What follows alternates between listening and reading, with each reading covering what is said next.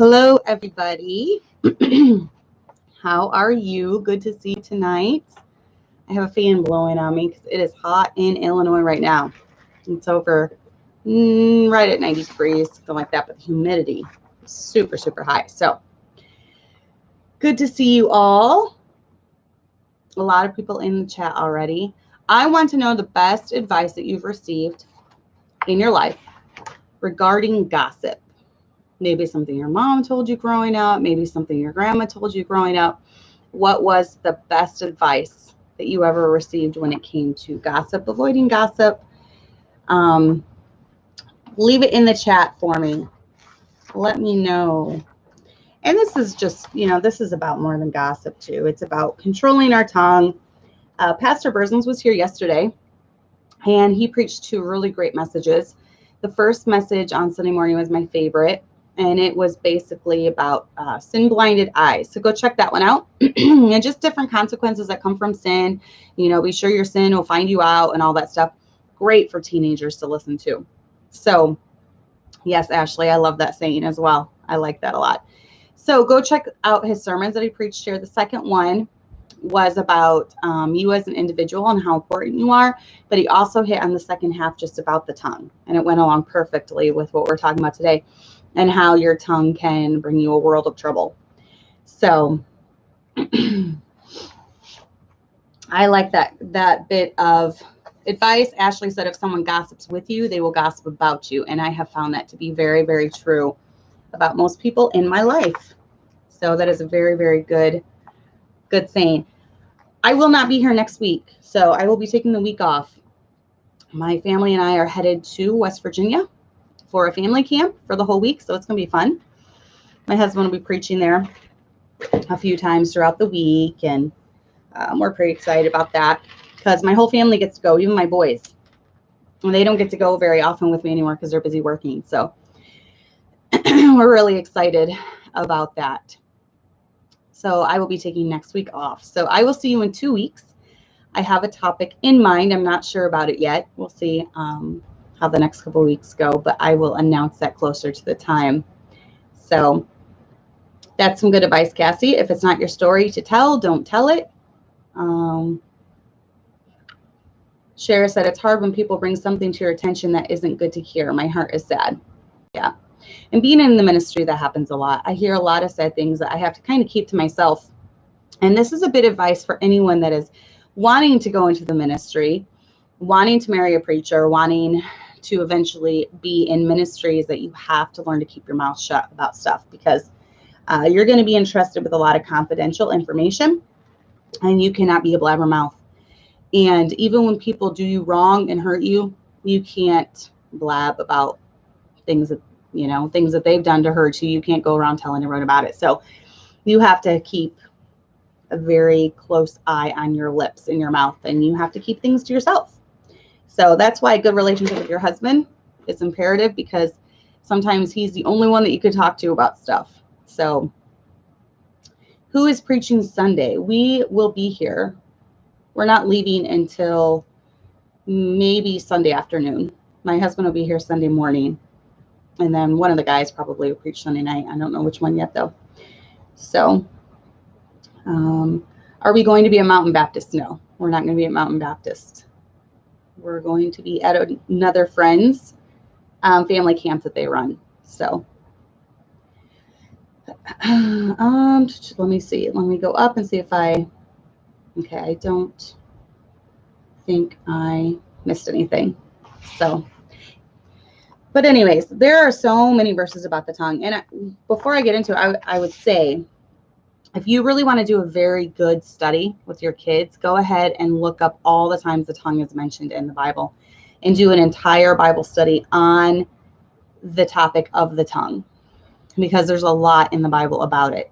So definitely. Cassie said, my husband always says, if you think you need to tell someone something, tell me first, and then you won't need to tell anyone else. That's a good bit of advice. If you're married, vent to your husband. Before you go vent to your girlfriends, vent to your husband. It's really good. If you're not married, if you're single, have that one very close friend, that one trustworthy friend that you can vent to, and it doesn't go any further than that. Another thing that I've often heard, and this is like really old school. Okay, so like before social media, but this can apply to social media and stuff. When people in the past, when they would want to write a letter to someone, an angry letter, telling them exactly how they felt, they would write it and then sit on it for a few days. Sit on it for a few days, let their anger cool, and then go back and reread it. And I have actually done that before. And I found that after a few days, I'm like, I was being silly, I was being dramatic, maybe hormones, were taking over, and I never send it. So a lot of times when you do things in the middle of emotion, you're going to say things that you regret. You're going to ruin your testimony. You're going to do things you wish you never would have. So even when it comes to that social media post, you're writing it out, you're angry, you're upset, pause, just pause, save it as a draft, and revisit it in a few days after you've calmed down, after you've prayed about it, after you've thought about it, and then see what happens after a few days before you hit send. So what should single ladies do then? Have that one very close friend that you can tell everything to. Have that close friend that you can tell your sorrows to. So I just wanted to go over a few verses. And like I said, go through. I couldn't even put all the verses. There's so many good verses about the tongue. One of my favorites is, but I say unto you that every idle word that men shall speak, they shall give account thereof in the day of judgment. For by thy words thou shalt be justified, and by thy words thou shalt be condemned. And there are some verses in here about, out of the abundance of the heart, your mouth speaketh. And a lot of times what is in your heart is only known by what comes out of your mouth, whether that is through a social media post, whether that is through texting or, group chats or whatever it is.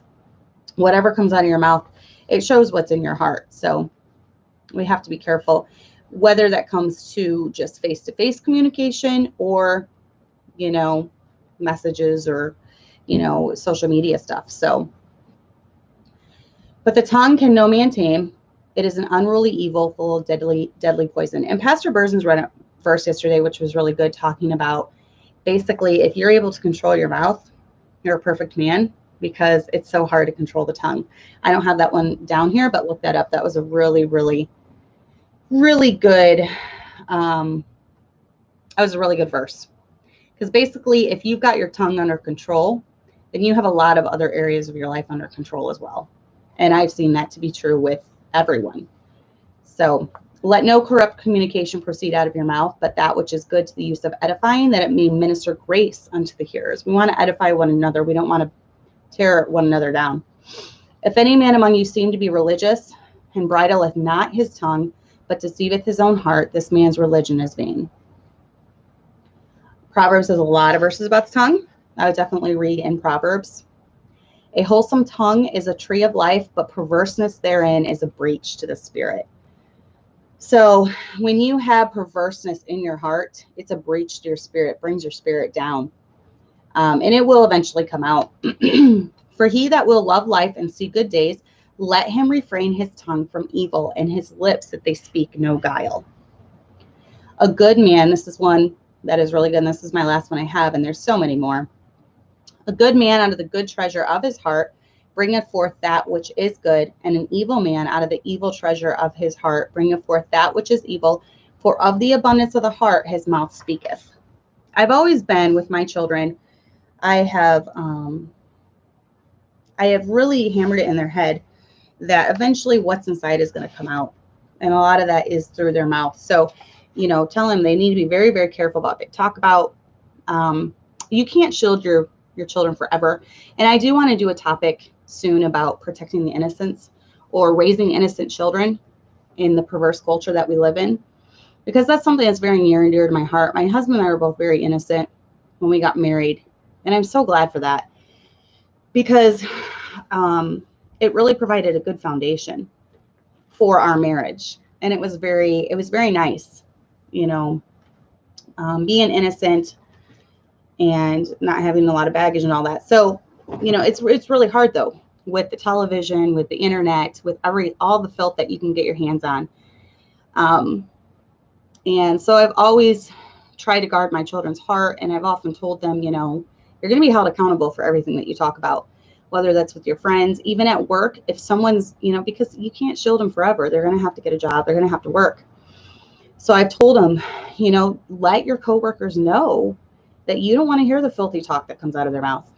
And there was a few times that they've had to stand up to that at their jobs. Now, since they've been working for Walmart, it's a lot better. Walmart's a lot more strict about language and things like that. So it has actually been a lot better. But when they were working in the food industry, it was a lot worse than it is now. And they were around, you know, teenagers that were talking about perverse things and stuff. So there was a couple times they had to shut it down, and they had to just tell them, I'm not interested in hearing this. So,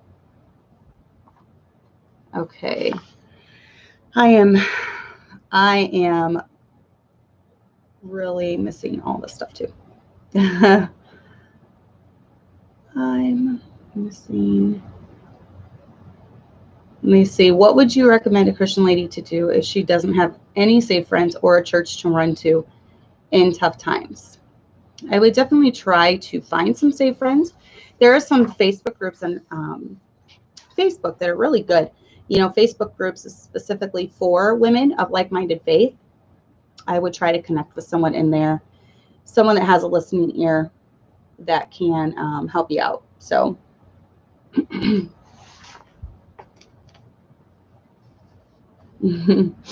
so, you know, the Bible is very clear that the tongue is a little member, but it holds much power. And as I was studying for this segment, I couldn't help but notice there are so many verses about the tongue. Just Google search it. And so I would suggest doing a study about the tongue just to get that in your, you know, your kid's heart and their kid's mind, because it is such an important member of our body to keep under subjection. You know, as women, we often get accused of using our tongue for evil. And I tend to think that gossip's one way we use our tongue for evil. So let's talk a little bit about gossip.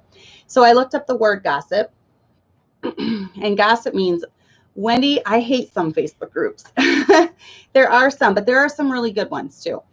There are some really, in fact, Gently Led Sisters group, we've never had any drama on there.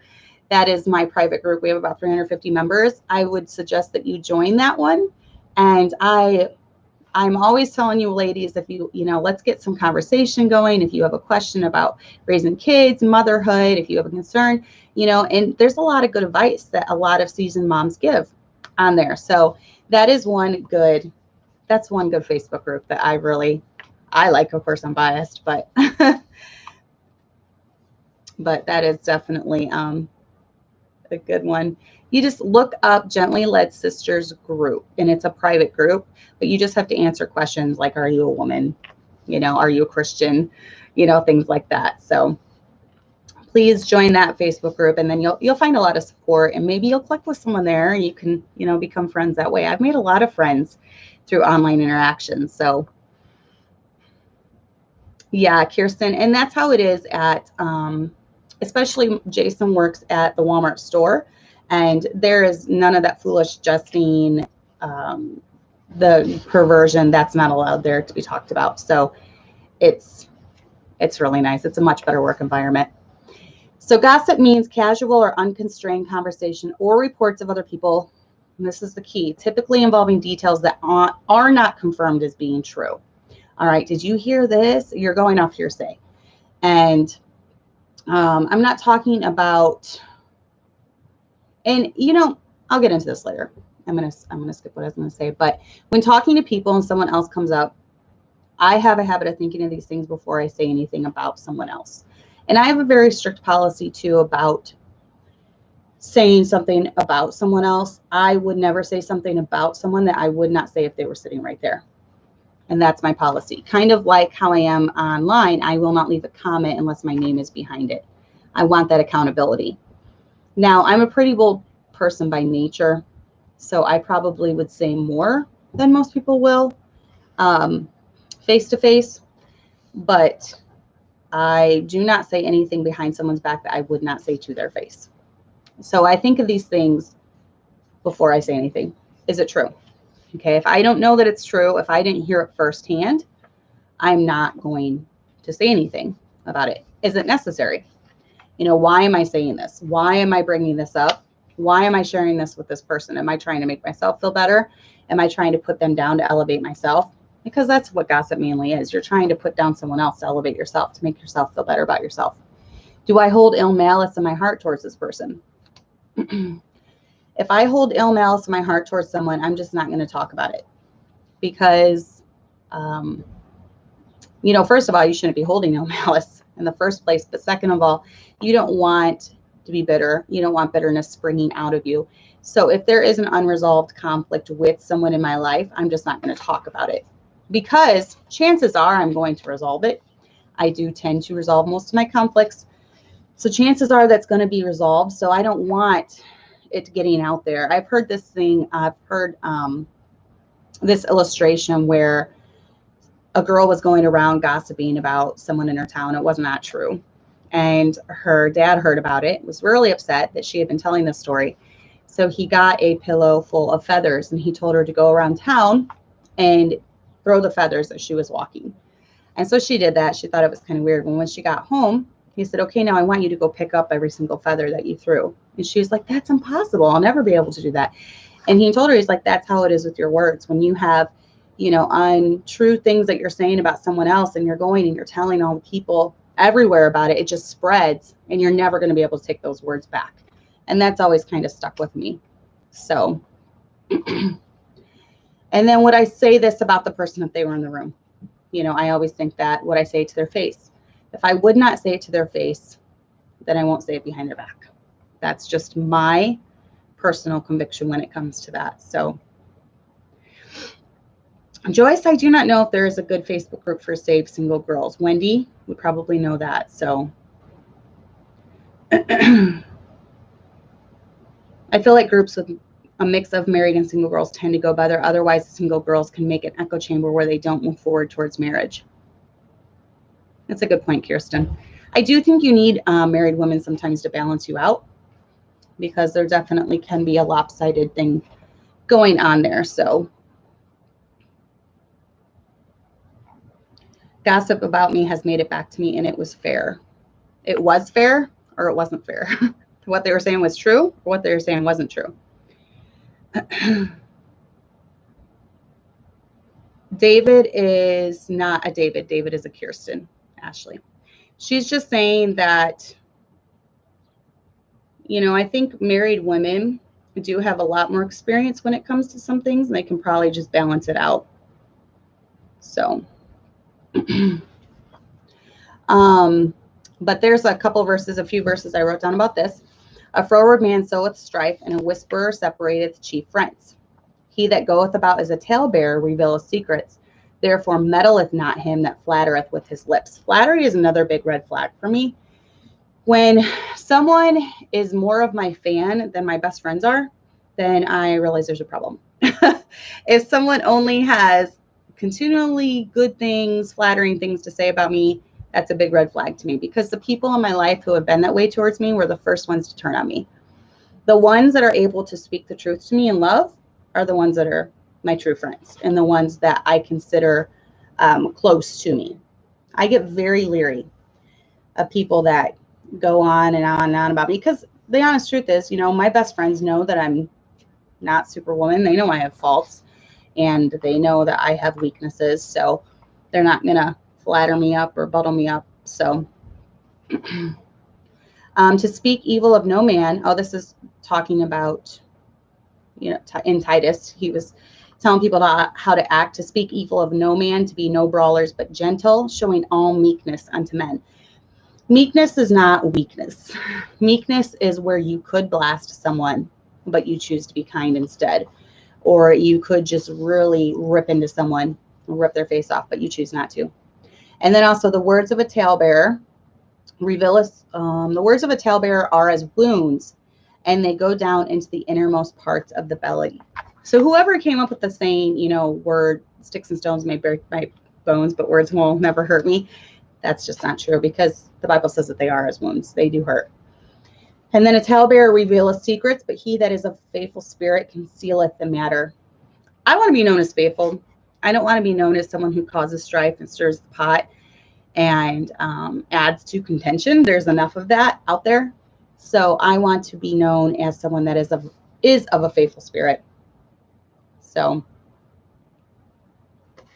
is there ever a correlation between the over-spiritual and the flatterers? Absolutely. They kind of go hand in hand. And it's all, they're using their words as a way to climb the ladder, so to say. They're using their words when it comes to being over-spiritual as a way to make themselves look better to others. And they're using flattery as a way to try to gain favor. And I just don't like that. I don't like when people use flattery to try to gain my favor. I feel like it's just fake and they don't even mean it. So, like I said, because the people in my life that I've known that have been the biggest flatterers have turned on me the first time I did something they didn't like.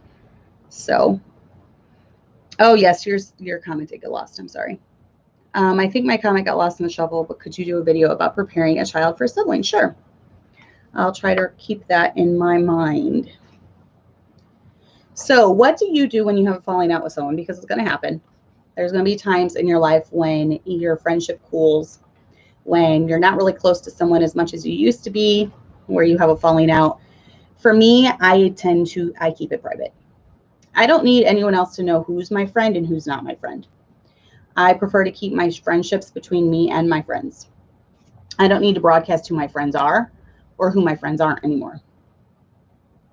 And the next verse is why, this verse that I'm going to read, because I know I've hurt people in my life and I wouldn't want them going around publicly declaring the areas I have failed. So I try to treat others the same way. Now, I've noticed when people have wanted me to get involved in drama, they don't like it that I'm not getting involved in drama. They don't like it that I'm not sharing my opinion on how I feel about a certain situation. But yet, when it comes around and maybe now the drama is directed at them, they're glad I'm not getting involved in the drama. So it's all a matter of perspective. And so I try to treat everyone the same way. And I try to treat people the way I would want to be treated. None of us are perfect and we all have shortcomings and we're all going to mess up. And if someone is saved and they love the Lord, my husband just preached on this in the second half of his message last Wednesday night, talking about don't mess with God's people. If they are truly saved and they love the Lord with all their heart, just because we have minor differences when it comes to some things, I'm not going to attack them. I'm going to leave them alone because God takes people who attack his children very seriously. And even if you are one of God's children and you're attacking one of God's children, he doesn't look kindly on that. All through the Bible, it talks about how he blessed those, we believe that God blesses those who blesses his children. And his children are those that are saved. So even if I have a minor disagreement with a brother in Christ, I'm not going to attack him. That's just me personally. I get really upset when people are nitpicky. And because if you are someone that's constantly looking for dirt on someone else, you're going to have dirt found on you too. It's just what goes around comes around. Do unto others as you would have them do unto you, the golden rule, right? Well, it's not scripture. It is a very good foundational truth. So, yes. And out of the abundance of the heart, Catherine, once again. So that's true, Sheila. Sometimes you have a hard time forgetting words and you have a hard time forgetting what people say to you. So, yeah. And, that's another pet peeve of mine too, Catherine, is that I do not like this bully mentality of picking on someone for something they cannot help, like their looks. None of us designed our looks when we were in the womb. God made us all the way that he wanted us to look. So it's just, you're being a bully when you pick on someone because of their looks, because of their eyes or their nose or their features that they had no control over. So yes, I love that verse, Shara. But if ye bite and devour one another, take heed that ye be not consumed one of another. It's true. If you're constantly looking for fault and devouring someone, that same thing's going to happen to you. I've seen it over and over and over and over again. It's going to happen to you. So, Amanda, also people who are also looking for dirt on others and are quick to blast it out usually have the darkest secrets themselves. And that's another thing I've noticed too. It seems like a lot of people that have been through a lot in their life, and you would think that they would be gracious with other people because they've had a rough go of it. They're often the first to point out other people's sins. And I don't get that mentality, because I try to be gracious with people, and I'm not holding myself up as a perfect example of this. Obviously, there are times when I mess up when it comes to this, but I do tend to try to err on the side of grace rather than condemnation. And I hope you can see that through even my social media posts, through the way I interact with people online, because I do try to be gracious. I try not to be harsh with people because we're all going through things. And I don't know the backstory of everyone on there. All I see is a profile picture. So behind every profile picture is a real person with a real heart and real emotions. And I really try to keep that in mind when I'm interacting with people online. And I don't have a lot of baggage in my life. And I'm not saying that to brag. I just don't. I was blessed. I was raised, to whom much is given, much is required. And I was raised in a Christian home. But I do try to, err on the side of grace with people. And I've often noticed that people who have maybe a lot of baggage in their past, they messed up bad before they got saved. They didn't have the same life or the same opportunity as me. They weren't raised the same way as me. And a lot of times they seem to be the first to cast the stones at people. And that to me is just sad. Err on the side of grace when it comes to people. So let's talk about gossip in the church, though. Okay, so a couple guidelines for interacting with other women in church. Don't have a holier than thou attitude towards others. Okay. Treat others with love and respect. Don't talk down or talk about others in your church. I think a lot of these are just given if you want to come across as a friendly person. Don't have cliques. I will only interact with a certain amount of people. Now, for me, there's a lot of times I can't interact. I try to when I can, but most of the time I'm running after a 1.5-year-old or running around doing errands for my husband, or running around making food, or, giving piano lessons, or doing music practice or something like that. I'm a busy woman on Sundays.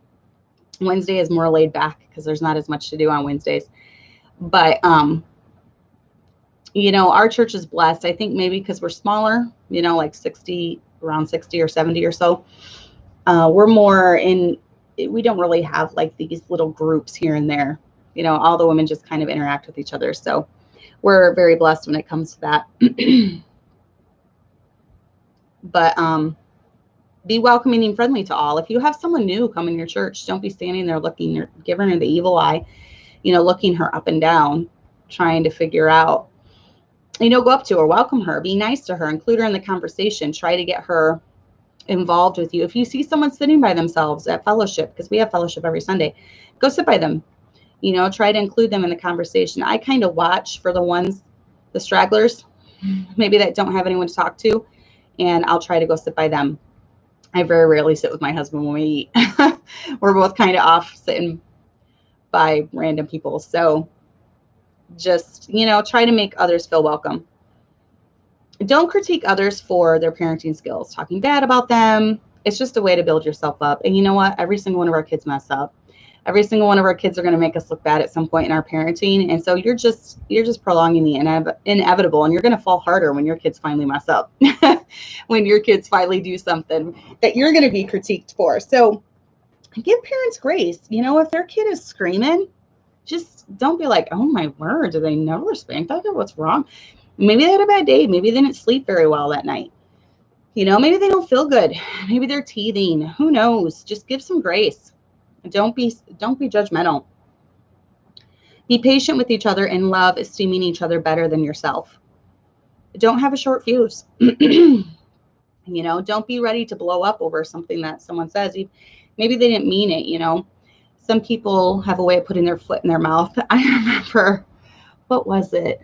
Oh, at my old church, I just remember, I laugh because it's so funny that this guy said this to me. But at my old church, my father-in-law used to take baby pictures of people from when they were just newborn, whatever. And he would post on the back of the bulletin, and you would have to guess who it was in the church. Well, he did a joke picture one time of this horribly ugly baby. It could not have even been real. It was such an ugly baby. And he put it on the back of the bulletin. And no one could guess it. And of course, everyone's too like scared to say, because it was such an ugly baby, like scared to guess who is it, you know. And one of the men in the church afterwards, he was always putting his foot in his mouth with stuff, but he came up to me and he was like, I thought that baby kind of looked like you.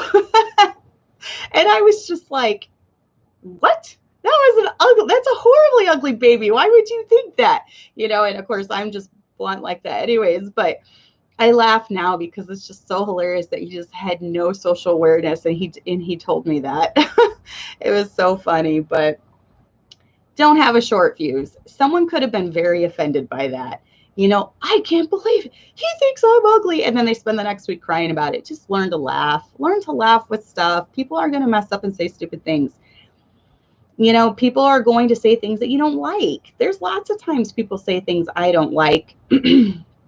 And I just let it go. Learn to let things go. Learn not to take offense over every little thing. That's you don't want people to be, you know, walking on eggshells around you. So don't have a short fuse. And remember, gossip only makes you look bad. It doesn't make the person that you're gossiping about look bad. It makes you look bad. So that's just, you know, no, it wasn't weird to put a picture up. It was hilarious. See, have a sense of humor. It was so funny. He just thought it would be funny to do as a joke. And it had to be like a made up picture, because I don't think there's a baby alive that is that ugly. It was an ugly baby. But it was just so funny because like no one wanted to say anything except for the man that thought it was me. And I can't believe he even thought it was me. But you know what? Learn to laugh. Yeah, that's another good rule. Think before you speak. Don't. And he was known to just like what, like everything he was thinking just came out of his mouth. So he was just known to kind of do that. So is it okay to abruptly stop the gossiper? Yes, absolutely. I've done it before. In fact, when I was a teenager, it really bothered me because there was a girl in the youth group, and she was at the church when this was going on. I mean, like in the building. And she walked by the window. We had like these big picture windows in the back or something. And she walked by the picture window and went in the back fellowship hall. And there was a group of girls sitting there, and they just started tearing her apart. And I hate stuff like that. And so I just said, you know what? Why don't we go get her and bring her in, and you can tell her this?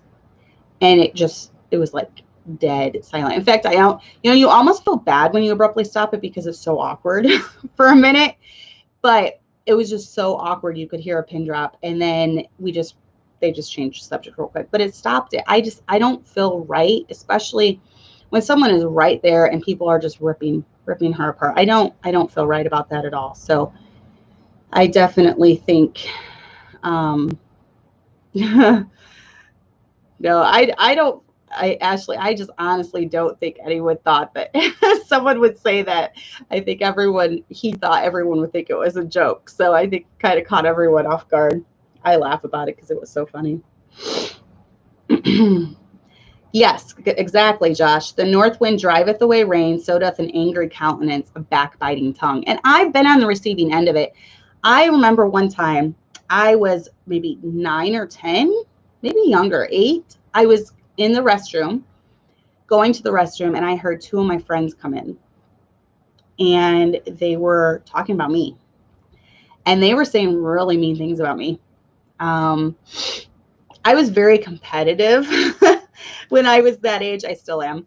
I was very competitive, and I think I had won something or won some contest or something, and they were talking about how, you know, I didn't deserve it. It was stupid I won. And I remember I came out and they saw that I was in there, and they just got really quiet and they didn't say anything. And I went and I washed my hands and I just left, and I never brought it up because, you know, I could tell they felt stupid about it. But that hurt me. Even as like an 8-year-old girl, I remember thinking that did not feel good that they were talking about me. I thought they were my friends, and that always kind of stayed with me. And I think that's why I've tried to be really careful about not talking about people behind their back, because I know how hurtful it is, especially when you think someone's your friend. So, yeah, I don't like things like that. So social media has allowed us to gossip in even bigger, better ways than before we had it. So what are some rules that we can put into place for social media or the internet? And these are just personal rules that I go by. First of all, realize that gossip sites are trash. There is a couple out there. Some of the big name ones are like Free Ginger. They hate conservative Christian groups. They go after the Duggars. They go after the Andersons. They go after, I don't know, I'm sure my name's on there, whatever. Don't ever Google yourself. Trash will come up about you. I just try not to read it, fill my mind with it. There's a couple like gossip sites like that are just horrible. And if you go and you read some of that stuff, you're literally like walking through muck and walking through mire. And most of the facts are distorted on there. In fact, I had Googled something, I don't know, and then there's like Reddit sites and things like that. And some Reddit articles came up or something. And they had, I don't know if they hate me so much, I don't understand why they watch the show, but they watched the show and they had like listed all these things that I supposedly said. And it was so distorted and just so exaggerated. And I'm just like, they don't even know me. If they even came and spent a week at my home, they would see that almost all the stuff is lies that they're saying. I know I've read before that I like blanket train my babies. I've never done that. I've never blanket trained my babies. I believe in spanking babies. Nope, I don't. And there's just crazy stuff out there. And they're on these gossip sites. These gossip sites are trash. Just stay away. Don't even wade through the mire and the muck. Don't fill your head with that. The women on there hate God. They hate anything to do with God, any mention of God, and they hate everything that Christians stand for, especially conservative Christians with any type of standard. They hate us. So stay away from it. Yeah. Blanket training is where you like have a baby that can like crawl or something, and you lay a blanket out and you like put toys in the blanket. And then like anytime the baby tries getting off, you either, I don't know if some parents like swat the baby and put it back on the blanket, and they basically train them to stay on the blanket so that they have like an hour or so of just peace where they can sit there and read and their baby plays in the blanket. But I've never done that.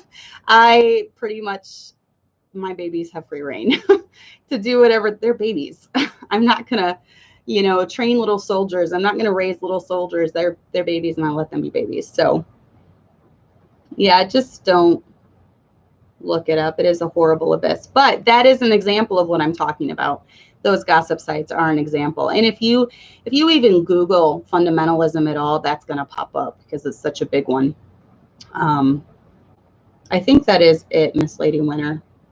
Yeah, it is very full of the most bitter people.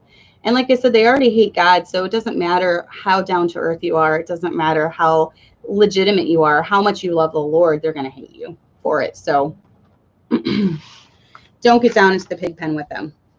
Remember, we all fail. We all have shortcomings. And I'm not interested in being part of a lynch mob against anyone. And like I said, especially if it involves another one of God's children. I don't care what they've done. If they're God's child, I'm going to let God deal with it because God deals with it way better than I can. And the truth is always revealed in situations. The truth is always revealed without my help. God doesn't need my help to reveal the truth. God always reveals the truth. I've seen that to be true in my own life. Unbelievably true in ways that I would have never dreamt of dealing with the situation. God deals with it. So if it's not my fight, I'm not going to get involved. Sometimes even if there isn't a fight, if there is a fight involving me, I'm not going to get involved. I'm not going to sling mud with everyone else. I'm not going to get down into the pig pen. People can sling mud all they want. I want nothing to do with it. So, do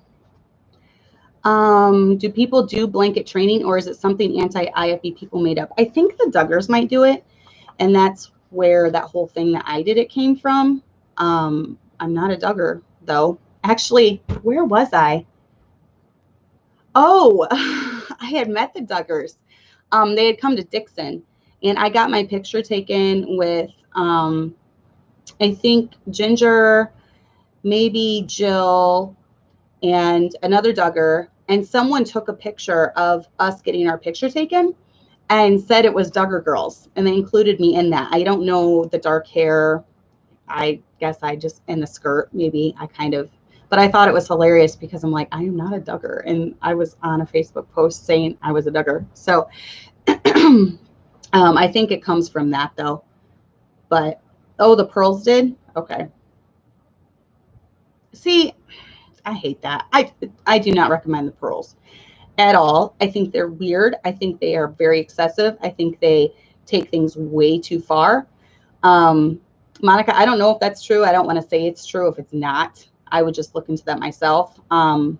If she said she thinks the pearls popularized blanket training, they take it one step further where you tempt the baby with a toy to crawl off the blanket and spank them if they do. And then Ashley said blanket training is big in the Bill Gothard crowd, which would make sense why the Duggars did it because they were very much into that. Fun fact, I went to a Bill Gothard seminar around maybe when I was a teenager, a long time ago, and I hated it. It creeped me out. I thought it was weird. And it turns out my vibes were correct. So I did not like it even as a 16-year-old girl. There was not something right with it. So Jennifer said, I know a family that does blanket training. It's worked really well for them, and their kids are very well behaved in church. I say to each their own. The only point I was trying to make is I do not blanket train. It is not for me. It is not my style. And there's rumors out there that I do. So lies, basically, because they don't know me. They've never seen me train my kids. They've never seen me interact with my children other than just little videos here and there. So they're just making up lies. Basically to tell you gossip sites are trash. So definitely, yes. They distort people that you do know very much, and they do tell lies. So a public forum is a horrible place to have a knockout drag out fight with someone. Horrible. First of all, once you write something, there's something called a screenshot. Once you put something out publicly, it's never going away. Someone is taking a screenshot of it. Someone does have a file on you. That's just how it works in this movement. I do not do that to other people. I do not have files on people. I do not screenshot everything. In fact, sometimes I wish I would, and I forget to, and then I don't, and it's just over and deleted. By the time I even think about it, I'm not quick enough. I don't think about it fast enough. Think of that before you go to put something down. Think, someone is going to screenshot this. Just keep scrolling. You don't have to get involved in it. It's not your fight. You don't want to be down there slinging mud with everyone else. Limit your time if you're being sucked in. That's what I have done with this whole lockdown thing. It was driving me crazy. I've been limiting my time very much so, and I have a lot more peace in my life. Once you write something, you can't take it back. Everything on the internet is permanent. Everything you text to someone is permanent. Everything that you text to someone is permanent. In fact, I think they can even like retrieve deleted texts. I don't know if they can. I know in court cases, they've been able to, for evidence, go back and retrieve deleted text. So just think about that before you get ready to send that really mean, angry text. The truth is always revealed, and you don't have to defend yourself in every situation. There's a lot of lies out there. There's been a lot of lies said about us. There's been a lot of over-exaggeration said about us, and it's in my nature to want to defend what I know to be true. But once again, I've always found that truth always prevails. Most of the stuff has been about my husband. He's always vindicated in the end. The truth always comes out. And God knows the hearts. God sees the hearts. He knows what's in our hearts. And he knows the motives of people, and things are always revealed. Always, always, always revealed. And then Shara said, sometimes people say things they don't mean, but it'll ruin their reputation, even if they regret it or say, sorry, the damage is done. And that's another thing. Your reputation and your testimony is so important, and your tongue can destroy that. Your tongue can destroy it with things that you write on the internet. If you're in a bad mood and you just go off and you write stuff that you regret, even if you delete it, take it back, someone has that screenshot, and it can ruin your testimony. So my testimony is something that I have worked for almost 40 years now. I want the testimony of a good, godly Christian lady. And it only takes one thing to ruin that, and I'm back at square one. So, I try to be very careful about what I put online what I write online, what I write in a public forum. I try to be super, super careful. So now, one thing I do like about social media is it tends to kind of show the type of person you are eventually. You know, how do you act when you get angry? How do you act under pressure? Are you still gracious with people? Do you blow your top? Do you, use violent language? Do perverse things come out of your mouth? And I've seen that. I've seen so many people have meltdowns on social media, and then you kind of know what type of person they are. But that goes towards you too. So just keep that in mind. It's going to reveal your heart and reveal how you are too. So, yep, Cassie, exactly. God knows all. Best to think of it that way. You don't need to be the one to tell people, let God reveal it, because he will, and he always does. And I've seen that to be, I've said this 5 times, but it's so true in my own life. I've seen it over and over and over again. God always reveals the truth. He always does. And God is the only one that matters. You know, if you have a bad testimony for, standing for right, or standing for God, standing for good things in life, and you have a bad testimony with those outside that just think you're hateful because you still believe the Bible and you still believe God's word is true, that's a lot different than having a bad testimony for you yourself speaking vile things, or you yourself speaking perverse things, or you, just going off on someone and losing your temper.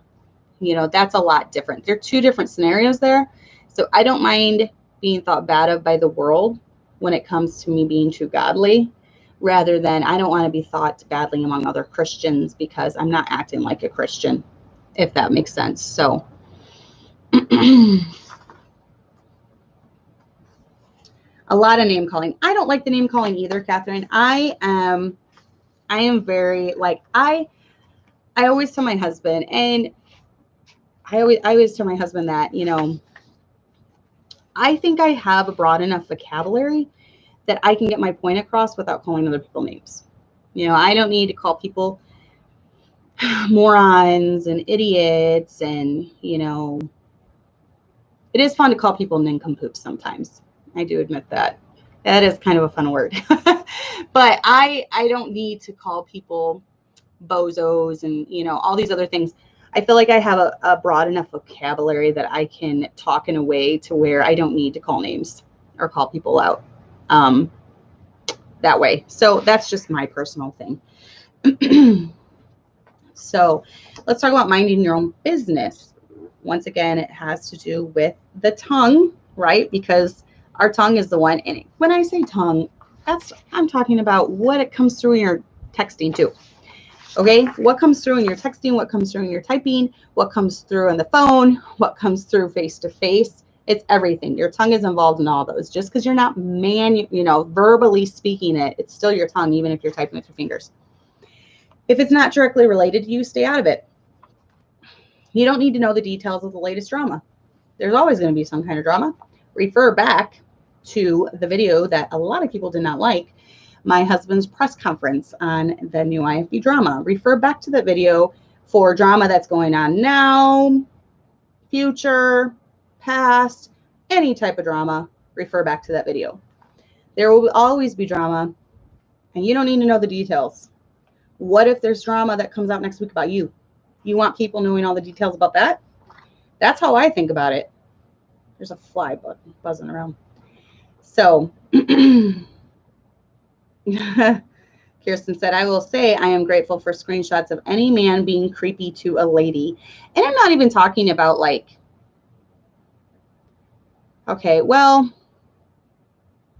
I don't know. I'm trying to think of how to say it. I'm not even talking about, being aware of someone that is a creeper or a pervert. There's some things that need to be exposed. And if someone knows about someone just being horrible, and he's like going after a single lady especially, then maybe she needs to know about that. But, what about just maybe a very vague statement, and someone takes that as, them being perverted and like shares it with the entire Facebook world. It's a public post or something.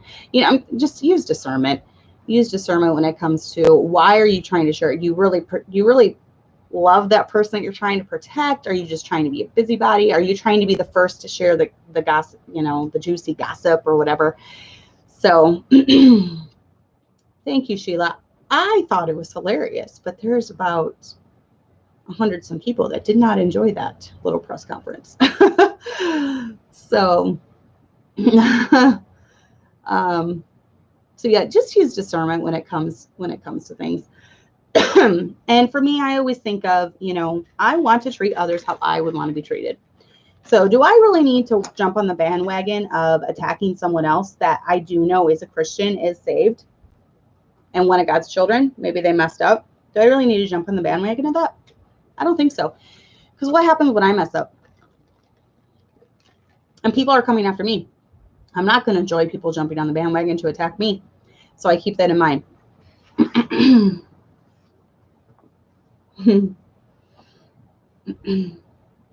Sorry, I'm trying to read chat as I'm doing this. I'm missing a lot. Sorry, guys.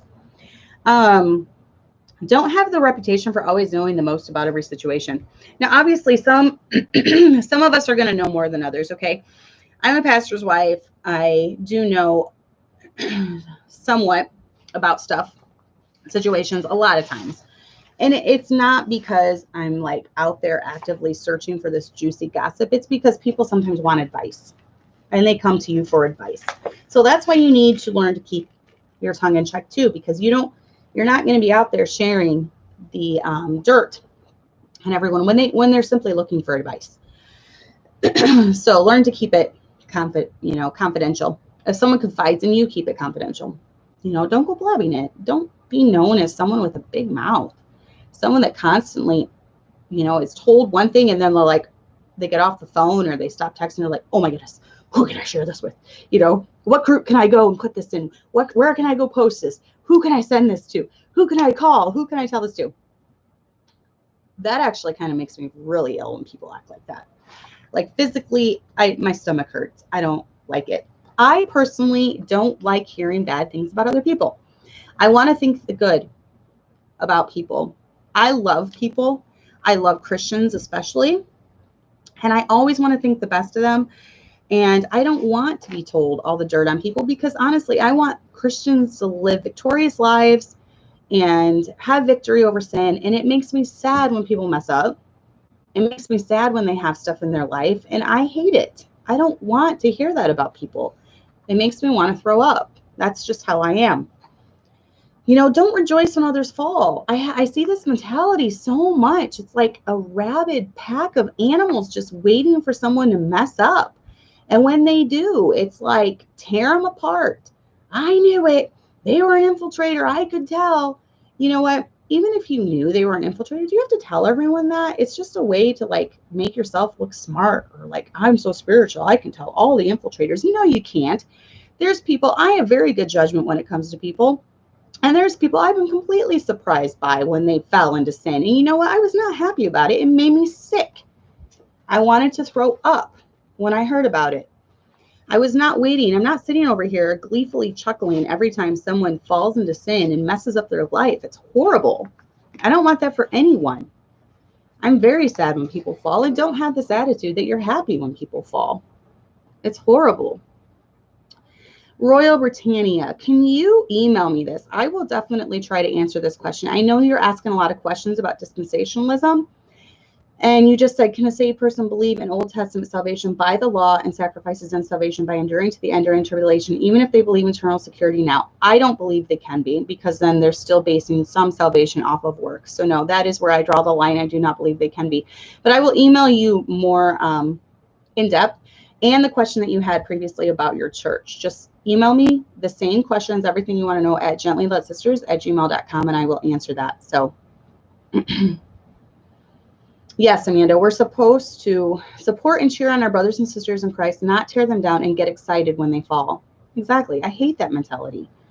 No one trusts people anymore. It's probably because they've been burned so many times. I have a hard time trusting people. I've had people, guys, I've been in the ministry almost 20 years. I've been hurt a lot, and I'm not going to, oh, poor me, blah, blah, blah. I love the ministry. I love people. I love my life.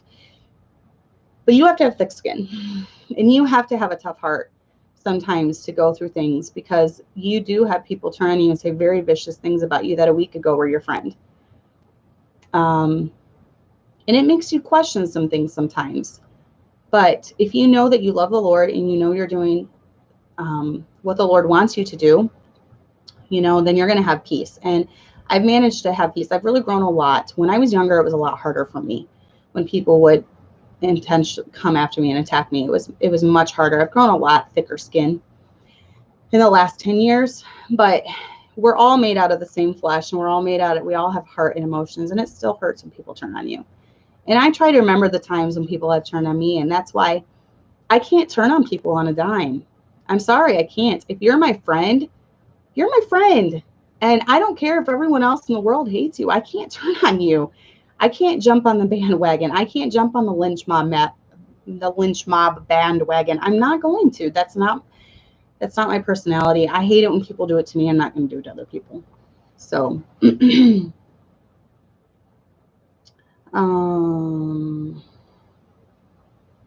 world is pulling us down enough. Exactly. I love the encouragement I have personally gotten from other saved believers. Yes, exactly. Amber said, I don't ever want anyone to say I'm mean. I've been treated meanly growing up, and it makes me want to be extra kind. Exactly. Sensitive people feel about that people don't trust them. Sensitive people feel that about. I don't get your comment. We don't have to agree on every little thing, and we don't have to be mean to one another. It's not hard, you know. We all do things differently. We all have different walks. We're all at different places in our life as Christians, so we don't need to turn on other people and and say horrible things about them. Ashley, loyalty is important, especially with church friends. It is. It is very. Be careful of attacking God's people. He doesn't take kindly to that. Okay, he does not take kindly to that at all. Which I already went over that. But teach your kids by example. They see how you are. They see who you talk to and what you say. They repeat things. So lead by example, not just in word or deed, but by example. Show your kids how to be gracious. Kids have a tendency, when wronged, to want blood. And it's just something that we have to mature and we have to grow up. And so they're going to watch a lot how you treat people and how you react to situations when you're hurt. And they're going to remember that more than anything. So show and lead by example. Raise your kids in a world that's drama-free. Don't constantly be going on about the latest church drama and the latest Facebook drama. You know, give them a safe, secure, confident home and a peaceful home. Sensitive people feel when others don't trust them. Oh, I get it. I get you. Sensitive people feel when others don't trust them. I think not only sensitive people feel that, I think any type of people feel that. You can pick up on social cues. You can definitely pick up on social cues of if people trust you or if they don't trust you. I might not be sensitive in the fact that I have thick skin, and it's because of everything I've been through in my life. I believe that I do, and because I've been in the ministry almost 20 years, but I'm very socially aware. I can read people very, very well, and I'm very in tune to how people perceive me, how they, are around me, and I pick up on a lot of stuff just by feeling. So I'm not sensitive as far as, having a hard time taking, just being emotional per se. But I'm very artsy. So I have a very artsy side. I kind of, I have a logical side and an artsy side. I'm very artsy. I mean, I'm a writer. I'm an artist in my own nature because I'm musical. I'm very musical. I like to write about my feelings and put them on paper and things like that. So I am very sensitive in that regard. It's just because of everything I've been through in my life, I've learned to have very tight control over my emotions. Some people would say, well, then you're just, keeping it all inside or something, but I'm not, because I write about it and it comes through my music and my playing. And, every time I play an offertory on Sunday, I try to put all my emotion into that playing. I try to make it very, very moving. Whatever song I'm playing, I try to do it very moving at it. So, there's a difference between being emotional and sensitive. Because I know what you're trying to say, but I think that, I don't know. I think sensitivity has different meanings in all of our minds, if that makes sense. So, but Cervantes Love says, I feel really blessed. My church ladies are some of the sweetest ladies I've ever known. Of course, everyone's not best friends, but that's okay. And you don't have to be best friends with everyone. You know, sometimes you click with others, and so you click with different personalities. If two of you have very strong personalities, you usually don't click, because it's like two alpha females, right? You usually don't click if there's two very, very strong personalities. So sometimes this very strong personality goes better with a more laid back personality. And I found that to be, most of my best friends are completely opposite of me in that regards. I'm very like driven and like gung-ho and competitive and let's get this done, where most of my best friends have been very laid back and very sweet and very meek, and we just get along better. Sometimes you meld better with other people. So yeah, I don't know, Ashley, if that even came out right, but Ashley goes to my church, so I know her on a personal level. So that's why I'm like interacting with some of the stuff that she's saying. So, and Wendy, yeah, you're very much an extrovert. So she said, true, most of her friends are really shy, and most of my friends are introverts, which is funny. I don't know.